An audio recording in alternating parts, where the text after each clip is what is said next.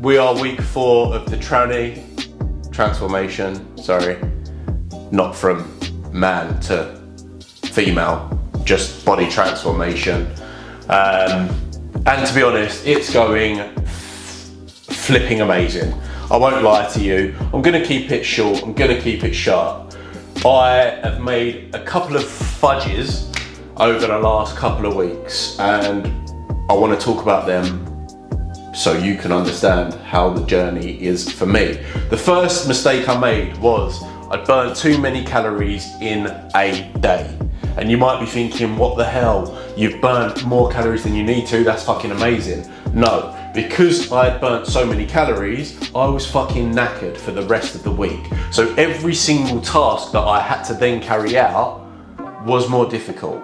And don't get me wrong, I adjusted my calories, or I say adjusted my calories, I don't track my calories, but I had a loaf of garlic bread with my dinner the night I burnt extra calories.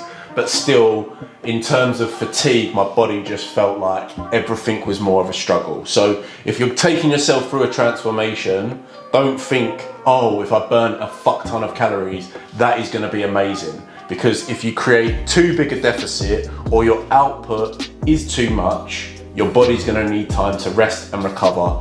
And when it's doing that, the output on the rest of the days isn't gonna hit your usual output through the week. So that was mistake number 1. Also, in the last 2 weeks, I have, for the first time in my life, taken creatine. Bash! I've heard that you'll notice the difference maybe after a month. Reason is I want to push myself to the absolute peak that I can. It's a conversation I had with one of my friends in Sydney, and you have to be a certain mindset to really push your body, challenge yourself, get out of your comfort zone every single day. And what I have found over the last couple of weeks is, yes, I'm doing this for my head, because when I started the transformation, I was having a lot of negative self-talk in the morning. I was disgusted at what I was looking at in the mirror, which ultimately started my day on the wrong foot. Now I wake up, I tell myself, you're 6 foot massive. I'm over 6 foot, but for the short guys out there, I love you, my short kings. So I'm just gonna say I'm 6 foot massive. And I thought creatine is the job. Motivation dipped in week 3. I won't lie to you. And there is one way that I just would recommend to anybody that is going to really help take your motivation to the next level. And I had to do this beginning of week 3. I'd gone to the gym. I work from the gym as well, because I have the ability to work where I want, because I'm an online coach, but proud of myself. But I was working from the gym, and I was just putting task after task after task in front of me, because I just couldn't be asked to go up and train. And rather than succumb to not being motivated, not feeling how I usually feel when I go to the gym, what I decided to do was put myself through one of the most grueling sessions that I could. And you might think, why the fuck would you do that? It makes no sense whatsoever. But for me, a motivation hack, in my opinion, is you lose motivation when things get boring. Yeah, and things become easy. So I was dropping into my comfort zone, where I was turning up to training. Yes, the sessions were hard, but there was no real fucking you are gonna die if you don't get through this sort of feeling within me. It was just, I was getting through it. It was difficult, but it wasn't really too challenging. So what I did is I took myself up to the gym, and I absolutely beasted myself to a point where, where you're walking down the stairs out of the gym, or if your gym's not upstairs, where you're walking downstairs and you literally look like you've shat yourself.